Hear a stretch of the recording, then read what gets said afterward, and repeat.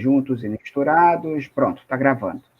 Então, oficialmente, bom dia, obrigado aí pelo compromisso de cada um de vocês. Quero deixar registrado, né, por isso que eu fiz questão da gravação, o resultado dessa primeira avaliação de vocês. Então, estou bastante satisfeito, né, porque o professor torce pelo aluno para ter êxito, para se envolver, para se comprometer, e agora cada vez mais a nossa relação ela caminha de uma forma cada vez mais positiva, e isso que eu fico feliz. Então, parabéns aí pelo resultado da primeira avaliação. Lembrando e também deixando registrado, né, que é aquele que não obteve, que eu acho que não é o caso aqui de ninguém aqui nessas turmas da manhã.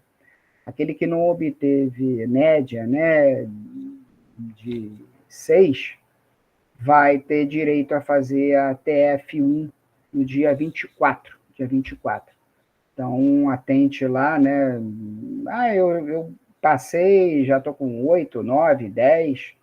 Posso fazer a TF1? Pode, de repente faz como forma de treino, né? Como forma até de exercício. Mas se você obteve aprovação, vamos dizer assim, na T1, não vai contar, mesmo que vamos imaginar aqui, você tirou 8 na T1. Aí ela está aberta porque vai ser no sistema, você vai ter direito a fazê-la. Clica, faz, tira a nota 10. E aí eu caio 8, fico 10? Não vai rolar. Só vai rolar uma melhora de nota para aqueles alunos que tiraram abaixo de 6 na T1. Mas eu recomendo vocês fazerem como forma de exercício, né? Como mais a gente exercitar, melhor. E a nossa AV, né? Eu acho que é a V1 no caso, a V não, a V1, que é a avaliação, né? A 1, ela vai também se iniciar no dia 24, e vai de 24 a 30. Só que essa V1 ela é realizada diretamente pelo Polo. Então, eu já aconselho a cada um de vocês entrar em contato com o polo no qual você está vinculada, e perguntar, poxa, vem cá, a prova da matéria N236, né, que é a sua nossa matéria, ela vai do professor Douglas, tal, ela vai ser realizada quando? É o polo que define, a prova é presencial, né, você vai fazer a prova lá no polo, junto com o tutor, tem todo aquele procedimento que eu acho que vocês já conhecem, né, para esse tipo de avaliação, mas não necessariamente é nesse horário de aula, né, de acordo com a disponibilidade lá de sala, de laboratório lá do polo. Então, se informem para a coisa acontecer.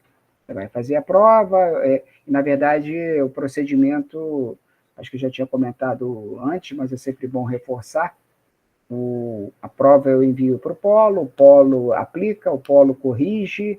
Claro, a prova fui eu que elaborei. Então, qualquer problema de conexão ali, de interpretação da questão, você sinaliza lá para o Polo, a questão está duplicada, deixa eu bater aqui na madeira, a resposta está em branco, não tem pergunta, esse tipo de inconsistência que gera, sinaliza para o Polo que o Polo como é que funciona o processo, isso é importante. Eu já mandei os gabaritos também para o Polo, e é ele que corrige, é ele que lança a nota. Se tiver alguma inconsistência, você abre um protocolo, né, de questionamento da prova, e aí ele acata ou não, ele acatando envia para o professor, no caso para mim, eu analiso, homologo e a coisa acontece. Então, esse é o fluxo da questão. Qualquer inconsistência, sinalizem para o polo lá de imediato para a coisa acontecer. Não vai acontecer nada, né? A gente reviu, revisou as questões, então está tudo certinho, vai dar tudo certo. Eu não tenho dúvida nenhuma. Dito posto, vamos continuar, né? Eu queria fechar a parte do... Alguma questão, alguma ponderação, alguma uma colocação por parte de vocês aí? Tranquilo? Qualquer coisa, por favor, sempre, né, é uma aula, não é monólogo, né? Então, pintou dúvida, qualquer tipo de dúvida, abra o microfone, abra a câmera, se você quiser, enfim, estou aqui à sua disposição.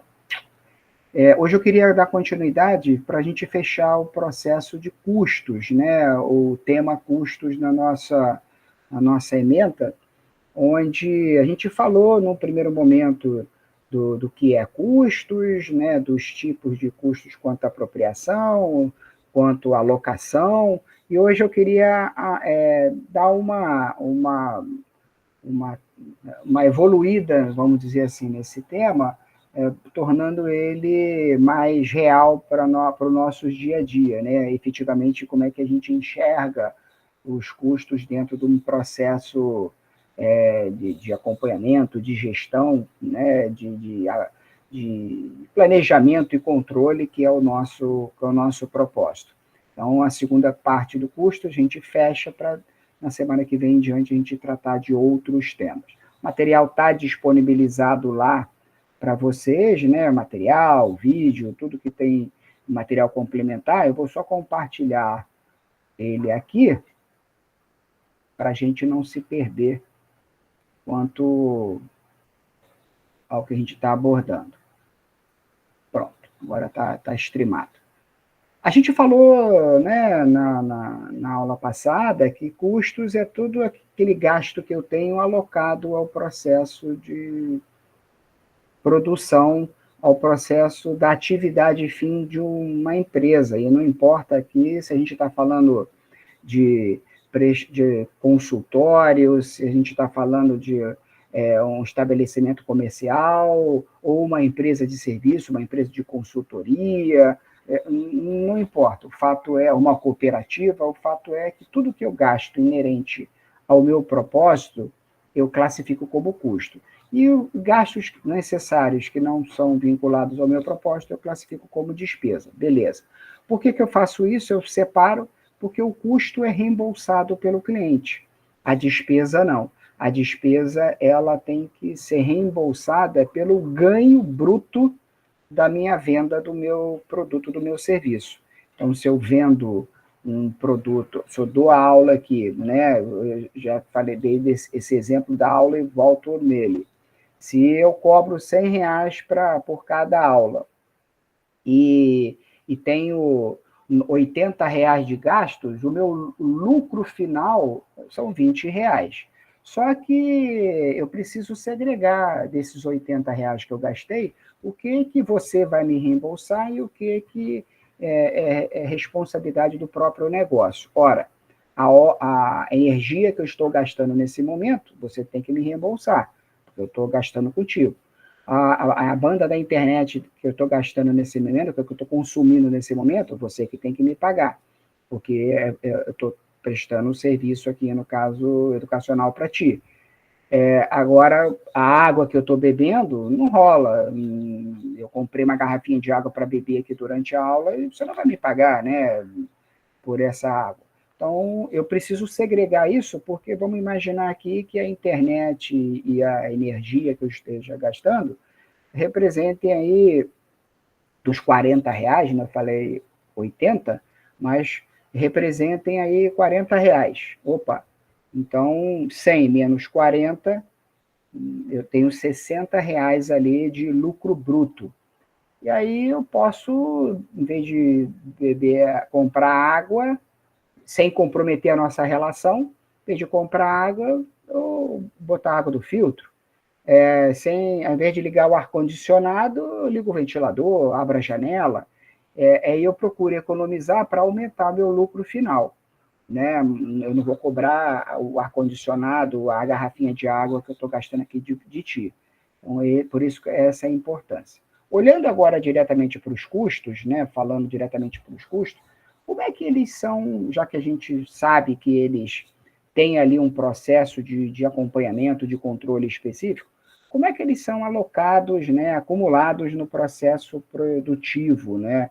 Aí aqui a gente tem um diagrama na tela separando em dois grandes grupos. Os custos controlados pelo processo de produção e os custos acompanhados, geridos, né, pelo processo de gestão, pelo modelo de gestão. Esses custos que estão aqui mais clarinhos, né, esse processo de acúmulo de critério, de acúmulo de custos pelo processo de gestão, é uma pegada mais de contabilidade, mais de administração. Eu só faço questão de apresentá-los aqui para vocês terem a noção, né, que os custos eles são controlados, às vezes, por departamento, quando o departamento por uma empresa tem vários departamentos, né? Então, ele transpassa vários departamentos e cada momento que ele passa pelo departamento de compra, pelo departamento de estoque, pelo departamento de venda, pelo departamento de pós-venda, ele é registrado. No final vai dar tudo a mesma coisa, mas eu controlo ele por departamento. E ele tem também um controle por centros de custos. O que é o centro de custo? Toda vez, exemplo, que você vai tirar uma fotocópia, né, naquelas máquinas, hoje em dia nem se usa mais, mas vamos imaginar que você trabalha numa empresa que precisa tirar cópia ali dos documentos, das notas fiscais. Então, hoje em dia já tem, toda vez que você vai apertar o botão para copiar ali tirar uma xerox daquele documento, você digita um código pessoal, por exemplo. Esse código pessoal significa dizer que é você, né, funcionário daquela empresa, que está gastando, que está consumindo a fotocópia naquele momento. No final do mês, soma tudo que você gastou, soma tudo do outro funcionário, soma tudo do outro funcionário, e aí vê quanto que cada funcionário está gastando por departamento, um controle de gastos por centro de departamento. Um é departamento, o outro é por centro de consumo, por matrícula, seja lá o que for. Isso é mais gerencial. Nosso caso aqui, vamos atentar pelos os custos voltados para os processos de produção. Processo de produção, de prestação de serviço de alguma coisa, enfim. A gente tem 3 tipos, né? São os verdinhos mais escuros aqui. O custo por ordem, o custo por processo e o custo de produção conjunta, que é o nosso objeto aqui. Vamos mergulhar fundo nele aqui, que é o que mais nos interessa dentro do agro, dentro da medicina veterinária como um todo, né? Mas também para não deixar vocês no vácuo, o que é custos de acumulação de acompanhamento por ordem? É quando você, por exemplo, vai numa loja, vamos imaginar que você vai numa loja de móveis, e você tem 2 tipos de loja de móveis. Você quer trocar lá os móveis da sua cozinha, ou você vai naquela loja que os móveis já estão prontos, né? Você compra aquele armário, você vai só escolher a cor, mas aquele modelo, aquele padrão, que é o por processo, é o custo por processo, ou seja, a matéria-prima, a mão de obra e os custos indiretos de fabricação, aqueles fatores de custo, né, aqueles elementos que montam um custo, eles foram definidos lá pela fábrica e produziu vários móveis iguais por processo, né? Um armário com 2 gavetas, um armário com 2 gavetas, um armário com 2 gavetas. Então, ele produziu uma quantidade imensa e entregou ali para as lojas. Então, se você quiser comprar um armário, vai ter que comprar um armário com 2 gavetas, porque é o que vai ter vendendo naquela loja. Isso barateia, né, o armário, né, o produto, porque você melhor controla a matéria-prima, a mão de obra e os gastos gerais voltados à produção daquele armário com 2 gavetas por processo. Diferente por ordem de produção, onde você quer comprar um armário, chega na loja e fala assim, poxa, eu não gostei desse não, eu queria que você desenhasse, montasse um armário para mim, porque minha cozinha é diferente, porque minha parede da cozinha é torta, seja lá o que for. E aí a loja fala para você, pois não, sem problema nenhum. E aí ele desenha, projeta, prepara um armário customizado, referente exclusivamente para ti, onde ele vai pegar a matéria-prima, a mão de obra e os custos indiretos de fabricação e vai preparar um armário com 2 gavetas, sim, mas de acordo, torto lá, de acordo com a sua cozinha. Observe, então, que ele não vai produzir em série, ele não vai produzir por processo, ele é customizado, direcionado para ti. Claro que isso vai encarecer o tempo da mão de obra, a quantidade de matéria-prima e os gastos gerais alocados ao processo de produção daquele armário com 2 gavetas, sim, mas torto para encaixar na sua cozinha. Esse é o conceito do por ordem de serviço, onde eu fico aqui de braço cruzado, e aí você fala para mim, Douglas, fala sobre o tema tal. Aí eu, pois não. Aí blá, blá, blá, blá, blá. Diferente dessa aula aqui, que eu já programei a aula e eu estou colocando para vocês um processo de temas de acordo com o nosso plano de ensino, de acordo com a nossa ementa. Percebeu? Por processo produtivo. E tem a produção conjunta, que é o nosso tema. O que é produção conjunta? O que é isso, Douglas, produção conjunta? Produção conjunta é quando eu estou consumindo, acho que o animal aqui, o rebanho, né, bovino aqui no caso, ele representa muito bem isso. Eu sou um pecuarista, eu comprei ali o novilho, ou o novilho nasceu, eu tenho custo com ele, custo de alimentação, custo de higienização, custo de vermifugação, custo de vacinação, né? Um monte de ão. Eu tenho, até ele atingir um determinado peso para o abate, né? E aí, quando eu faço, vamos supor que eu sou um pecuarista de cabo a rabo, ou seja, eu acompanho a evolutiva do animal, abato e entrego lá para os frigoríficos, para a cooperativa, lá para revender, fazer o que bem entender com as partes do animal. Eu tive custo de sal, eu tive custo de água, eu tive custo de ração, até ele atingir ali 14, 15 quilos, seja lá, ou até atingir a maioridade, para poder ele ser abatido, né? Se eu abater um boi com 15 quilos, pô, coitado dele, né? Eu estou sendo um assassino. Esses custos, quando eu corto o boi, né? Quando eu desosso o boi, ele forma pedaços, como está na tela, né?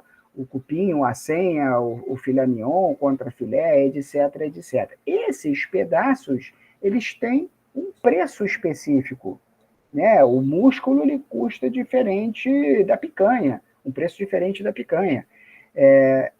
A picanha ela tem um valor de mercado diferente do peito, diferente do músculo. Só que o preço, vamos lembrar aqui da demonstração de resultado do exercício, né? Receita menos custos é igual a resultado. Menos gastos é igual a resultado, né? A receita da picanha, ela é uma. Se eu considerar aqui o mesmo custo que eu vendo o músculo, preço diferente da picanha, mas o mesmo custo na picanha, eu vou ter uma margem gigantesca na picanha e vou ter uma margem pequenininha no músculo, de repente até prejuízo, toda vez que eu for vender peito, pescoço, músculo, fraldinha, seja lá o que for. Então eu preciso controlar os custos, em resumo, controlar os custos até um determinado momento da produção, e aí depois daquele momento eu divido esses custos, né?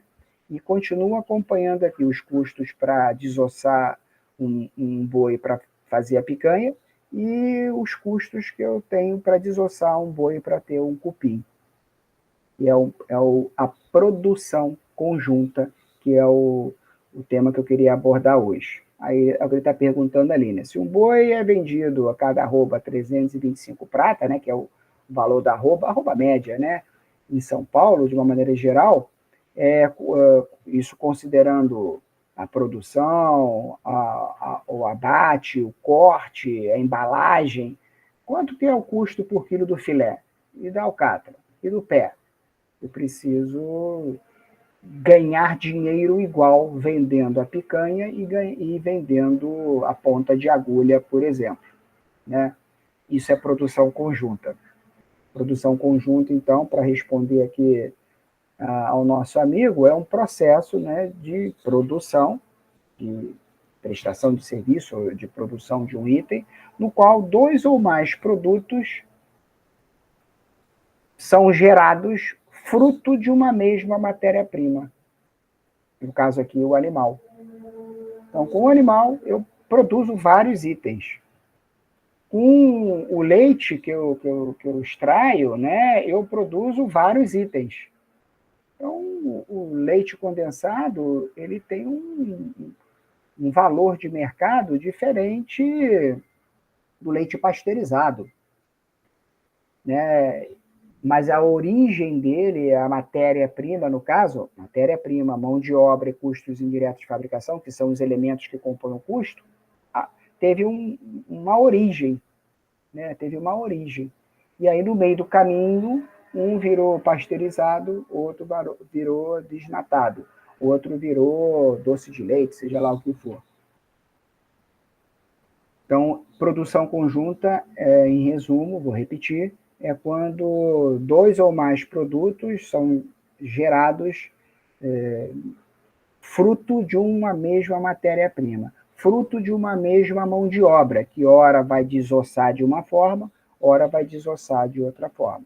Ora vai manipular o leite de uma forma, ora vai manipular o leite de outra forma, para gerar resultados diferentes. Eu preciso controlar isso, né, para ter ganhos rentáveis, tanto no leite pasteurizado quanto no leite desnatado. E aqui estou dando outros exemplos, né? Do petróleo. Petróleo, então, você faz 1 trilhão de coisas com petróleo, cada um com um preço de mercado.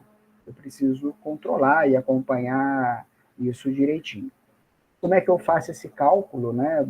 A pergunta, acho que você já, de certa forma, está entendendo, já entendeu. Pô, legal, Douglas, mas como é que eu acompanho esse cálculo? Como é que eu faço acompanhamento desse cálculo? Tem uma regra contábil que eu só coloquei ela aqui, curioso de plantão, pode depois botar no Google aí, né? Comitê de Pronunciamentos Contábeis 16, para você ver, mas não é objeto do nosso estudo, não nos interessa. Eu só estou fundamentando para ti que isso não saiu da minha cabeça, saiu de uma regra, né? De uma exigência de estrutura, né, fiscal, tributária, para a gente chegar até aqui,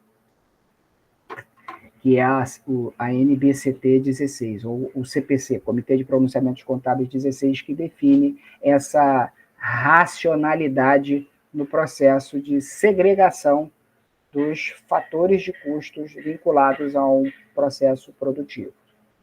Claro que quanto mais você abre o petróleo, o leite e o próprio boi, o próprio porco, né, no caso, quanto mais você fatia e gera produtos, mais complexo fica esse acompanhamento, né? Quanto que no preço da picanha eu vou considerar da água que aquele boi bebeu, porque ele bebeu ali ao longo da vida 50 litros de água. Então, como é que eu vou alocar?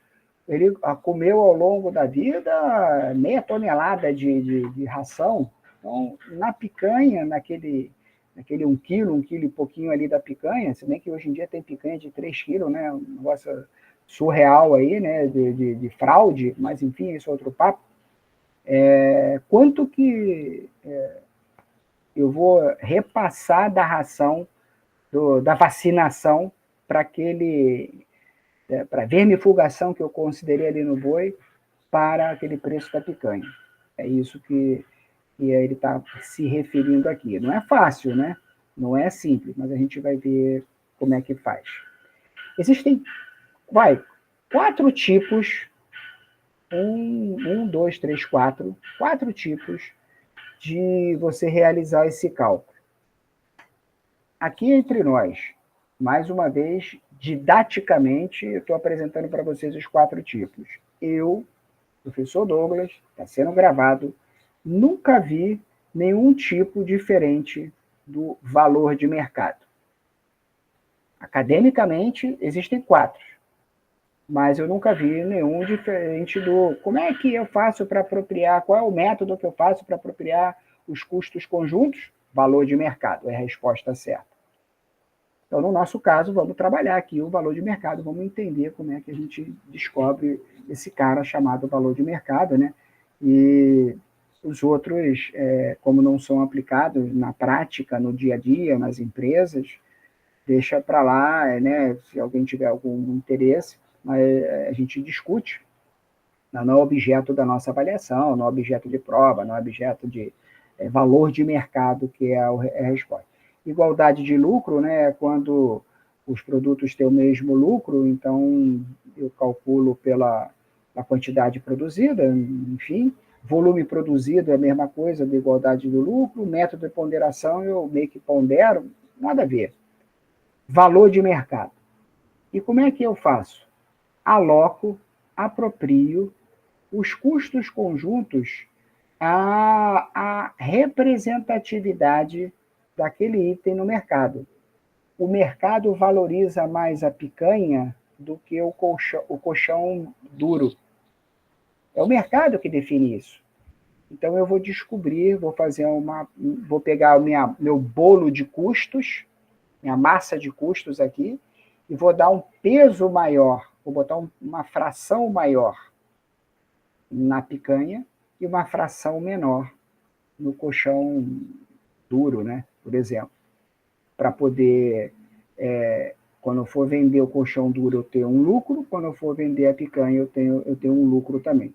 Eu não posso pegar a massa, dividir por 2, botar metade na picanha e metade no colchão duro, porque aí eu nunca vou vender com lucro colchão duro e a picanha eu vou vender que nem água, achando que podendo até baratear o preço do mercado porque meu custo está muito pequeno. Não é o caso.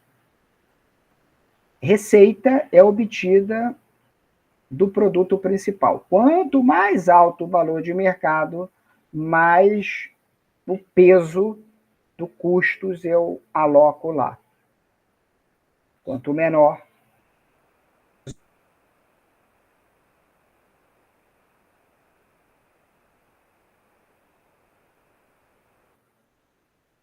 caminho até um certo ponto, chego nesse ponto, eu divido. Vamos entender na prática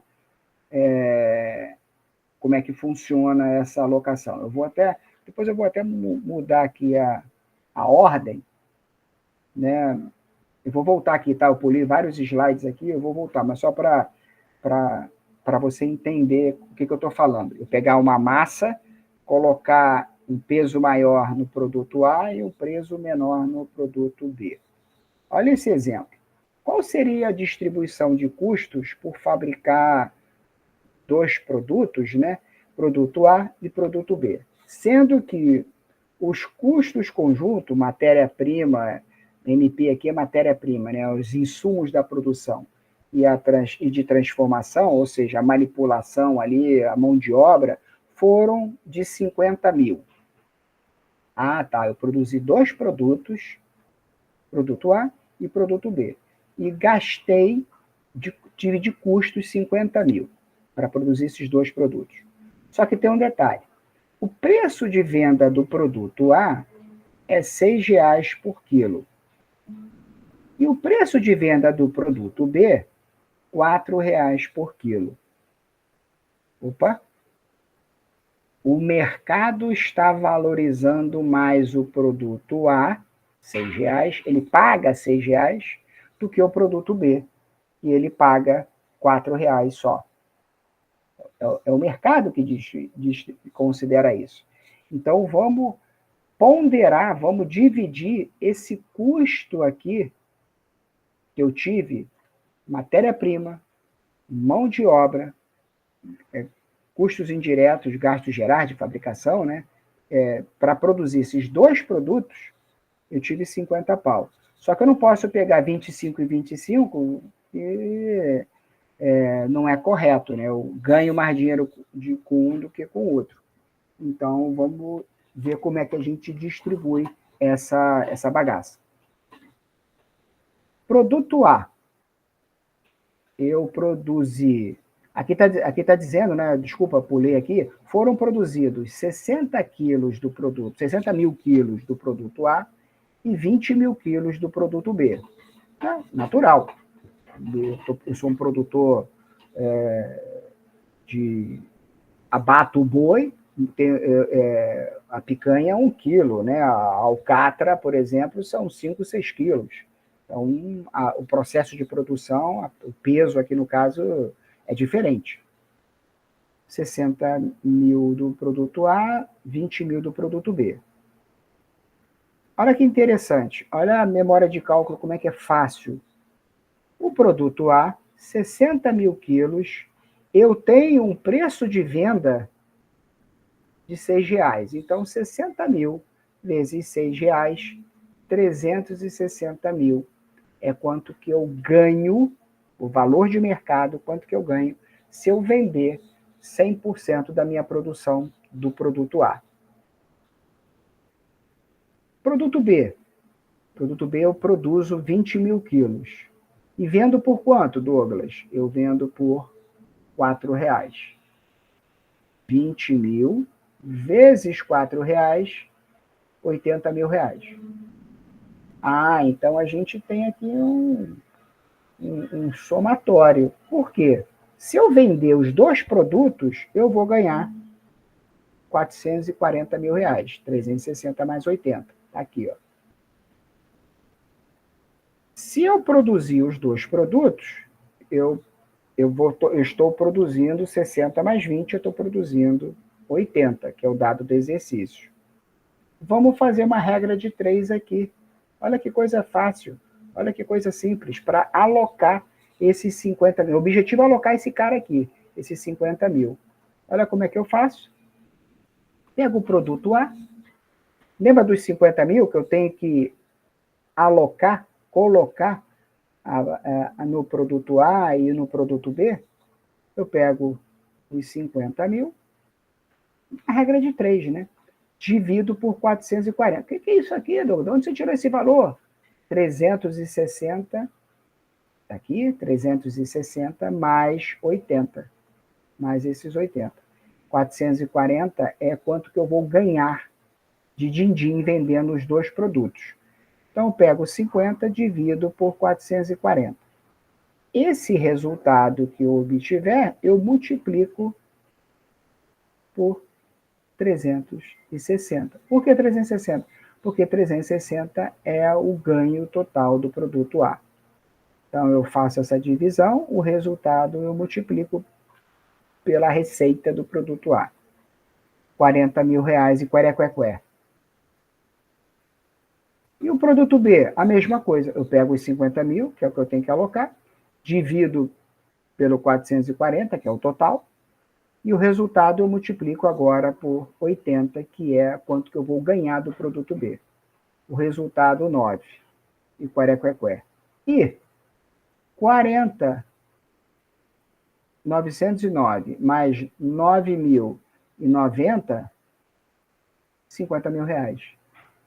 Dessa forma, eu estou sendo justo, respeitando de forma ponderada a alocação dos 50 ao produto A e ao produto B. Eu estou sendo justo. Aqui eu estou sendo super justo. Então, eu pego 360, diminuo do 40, né? 320 e pouco, é quanto que eu vou ganhar vendendo o produto A. Eu pego os 80, diminuo do 9, 71 mil é quanto que eu vou ganhar do produto, vendendo o produto B. Dessa forma, eu estou sendo justo, respeitando o valor de mercado. É isso aí. Esse é o valor de mercado. Vou voltar aqui.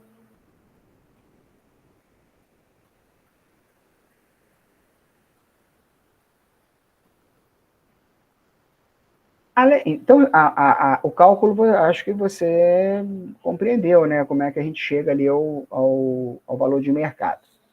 Mas eu queria te apresentar também, além dos produtos conjuntos, né? Essa produção que eu vou fatiando, que eu vou segregando, eu vou criando coprodutos, eu vou criando subprodutos, eu vou criando até sucata do produto. Olha o exemplo que eu estou trazendo aqui. Eu sou um produtor, por exemplo, de cana. Sou um produtor de cana. Então, a minha atividade, né, é plantio e colheita de cana. Só que com a cana eu produzo, a minha atividade é cana, né? Eu tenho várias produções conjuntas. Então, da cana eu produzo açúcar, da cana eu produzo o álcool. O açúcar, o álcool eu chamo de coproduto. Caramba, peraí. Pronto, coproduto. Assim como no boi, o produto é o boi. O coproduto, a picanha. O coproduto, a alcatra. O coproduto, o lagarto, o patinho. Né? Então, esses são coprodutos, que é o que eu uso para fazer, aplico o valor de mercado. Só que, além do coproduto, eu tenho ali um subproduto. E o que é um subproduto nessa linha aqui? Subproduto. É aquilo que eu comercializo, é aquilo que me é interessante, mas tem um valor de mercado muito abaixo. Só não jogo fora porque eu não sou maluco, né? Então vou ganhar dinheiro com tudo. No caso aqui da cana, é o vinhoto, né? Que é um farelo, né? Um farelo para ração animal, né? Aquele bagaço que é triturado, que é beneficiado e tal, sobrou lá, o que eu falo com aquilo? Jogo fora? Não. Eu passo por um processo químico e transformo em farelo para ração animal, por exemplo. Subproduto. O valor é um valor menos agregado, vamos dizer assim, do que o açúcar e o próprio álcool. E, além disso, eu tenho a sucata. Sucata é a sobra do subproduto, que aí eu posso usar como adubo, como fertilizante, no caso da cana. Um exemplo aqui da laranja, né? O subproduto da laranja é o suco de laranja, o extrato de laranja. E aí, o coproduto. O subproduto é o óleo, né? Um óleo para aplicar ali em determinadas atividades específicas. E a sucata, o bagaço da laranja que eu vou usar para ração, até estofamento se usa com bagaço de laranja, fibra de coco, seja lá o que for. No caso do gado, vocês também já entenderam, né? Qual produto são as partes do boi, subproduto osso, chifre, casco, né? Que isso vira ração, e a sucata é o sebo, que é misturado aí com papelão para virar hambúrguer e salsicha, né? Terrível isso aqui, mas enfim, vocês entenderam a bagaça. Coproduto, a produção conjunta, então, ela é classificada em coproduto, que é a primeira camada, no caso do boi ali, as partes do boi, subprodutos, o que eu faço com o chifre, o que eu faço com o osso, faço muita coisa, e o sebo, e a sucata, o que eu faço com a sucata do boi, é o sebo, no caso, que tem um valor de mercado extremamente baixo, mas quando comercializado em grande quantidade, rentabiliza. O que são coprodutos, né? Você já entendeu. É a mercadoria secundária desejada. O boi é o produto, o coproduto do boi são os pedaços do boi. Né? Produtos que são normalmente fabricados em sequência por causa da sua semelhança. Claro, o cara que abate ali o boi, né, que desossa o boi, ele tem a técnica para desossar pedaço por pedaço. Né? O cara que beneficia ali O leite, da mesma forma. O que são subprodutos? Itens de menos importância. Então, a gente desce ali uma camada, né? Vamos dizer assim, o mercado consome, mas é um mercado mais específico, não o mercado varejão. Não é um mercado, ele tem um reconhecimento mercadológico, mas muito específico ali para determinadas atividades. Decorrem do processo de produção, conjunto representam quantidade e valor bem mais baixo quando eu comparo com coproduto. Já entendeu, né?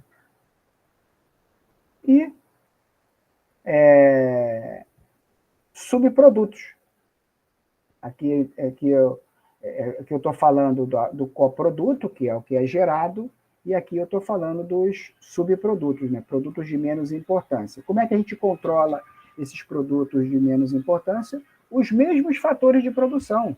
Quanto tempo eu gasto de mão de obra, quanto tempo eu gasto de matéria-prima, qual é o valor do preço de venda, a composição da classificação desses subprodutos passa por aí. Aqui eu já dei esse exemplo, né? Ah, legal, tem outro exemplo aqui. Tem outro exemplo aqui para a gente tratar. Uma empresa que tenha processo de produção que resulte no produto C. Como o produto principal é o produto D. Para tumultuar aqui, não falou A e B, né? Falou C. Então, ela tem um produto principal que é C, e tem ali um coproduto que é C, e tem um subproduto que é D, né?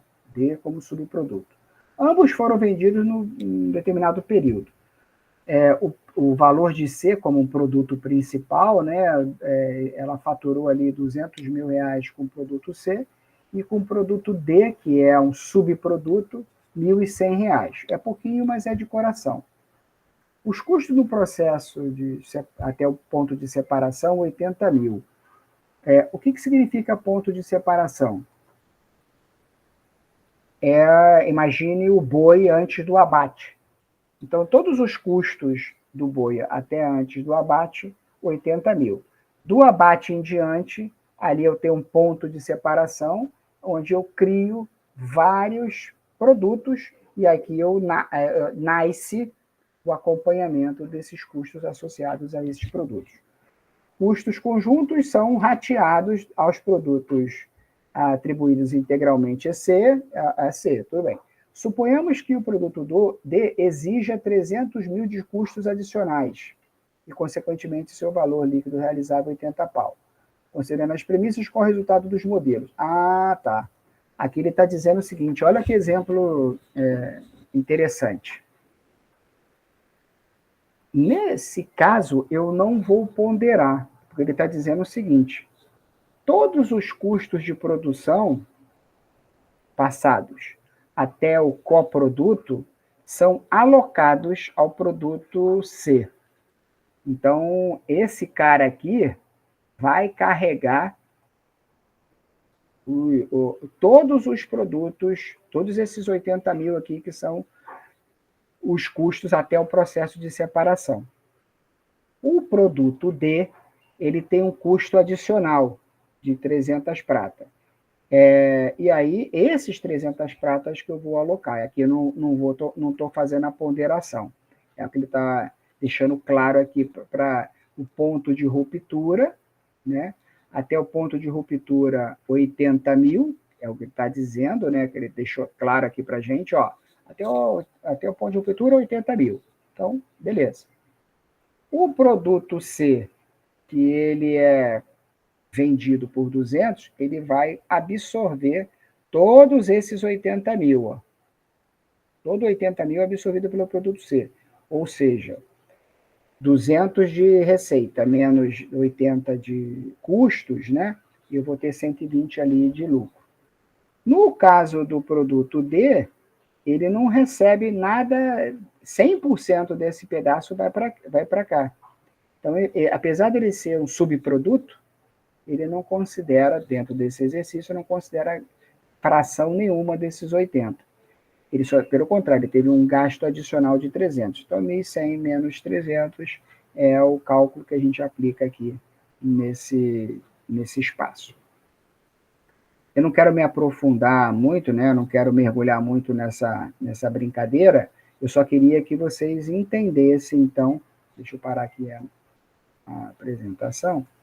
Eu só quero que vocês entendam, e aqui é importante, né, o conceito.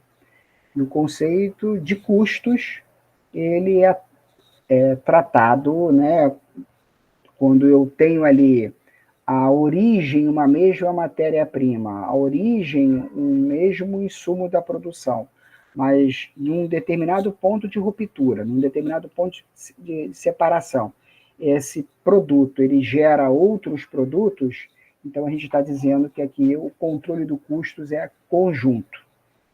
E quando ele gera outros conjuntos, ele está gerando coprodutos, né, de companhia, de companheiro. Então, ele está gerando coprodutos do produto original, que tem um valor, que tem um custo, que a gente precisa controlar. E o controle se dá pelo método valor de mercado, onde a receita é que dita a regra do jogo. Além dos coprodutos, nós temos subprodutos, que são produtos de menor peso, de menor relevância, menor valor de mercado. E abaixo do subproduto, nós temos a sucata, né? Que não é para jogar fora, né? Sucata não se joga fora, a sucata se recicla. Um valor extremamente baixo, mas que dá para se rentabilizar, dá para se controlar. Só que na hora que eu for pegar a massa de custos, eu tenho que ponderar de acordo com o peso do valor de mercado. É isso que a gente viu hoje, é isso que eu queria que vocês guardassem como objeto do tema de hoje, para a gente fechar o nosso conceito de custos e já falar de outros temas, se eu não me engano, planejamento estratégico na próxima aula, ou investimento, sei lá. Tranquilo? Alguma questão? Alguma ponderação? Deixa eu ver aqui no chat. Ah, não, só o Eric e a Laura dando moral aqui, dando bom dia. Obrigado, Gustavo, aí dando um apoio. Dá uma olhada, a Lorena também, né? Valeu. Dá uma olhada no valeu, Magna, Paula. Dá uma olhada no material. É isso que eu quero que vocês guardem. Só isso, nada mais do que isso. Né? Para a gente, toda vez que a gente for olhar para o nosso processo de produção, eu estou vendo aqui a imagem do Roberto aqui com um potrozinho aqui, né, cuidando dele. Tem um processo, né? O cavalo ele tem a mesma coisa do boi, né? Ele tem um processo, né, de crescimento, e aí você vai fazer o que com o animal? Você vai botar ele para a corrida, vai botar ele para o arado, vai botar ele para lazer. Então, vai ter custos complementares. Esses custos complementares são os custos conjuntos que você usa ali de acordo com a sua estratégia. É isso. Qualquer dúvida que vocês tenham, completamente à disposição. Eu vou parar aqui a nossa gravação. Muita calma nessa hora.